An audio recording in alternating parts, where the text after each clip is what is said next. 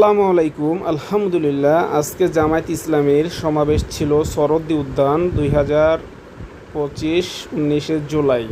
তো আজকের সমাবেশে অনেক লোক হয়েছে, আলহামদুলিল্লাহ সমাবেশ সফল।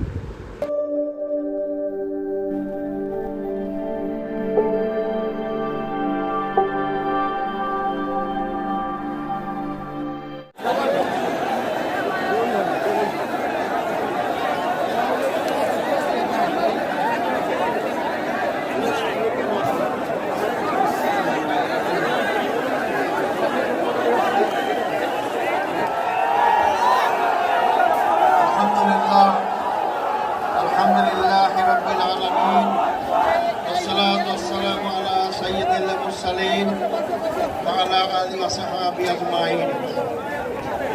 আজকের এই বিশাল জনসমুদ্রের সম্মানিত সভাপতি, বাংলাদেশ জামাত ইসলামের সম্মানিত আমির ডাক্তার শফিকুর রহমান, অন্যান্য রাজনৈতিক দলের নেতৃবৃন্দ, জামাত ইসলামের নেতৃবৃন্দ, সাংবাদিক বন্ধুগণ, উপস্থিত ভাই ও বন্ধুগণ, আসসালামু আলাইকুম রহমতুল্লাহ।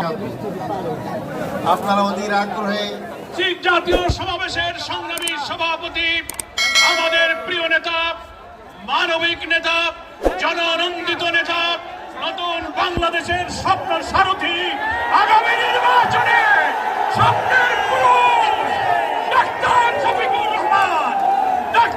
শফিকুর রহমান, সম্মানিত আমির জামাতকে সভাপতির ভাষণ দেওয়ার জন্য অনুরোধ করছি।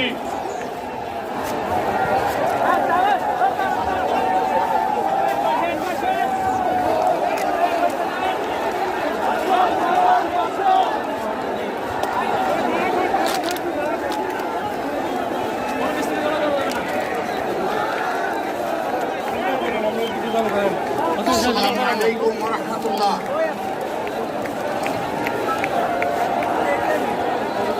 আসসালামু আলাইকুম ওয়া রাহমাতুল্লাহ।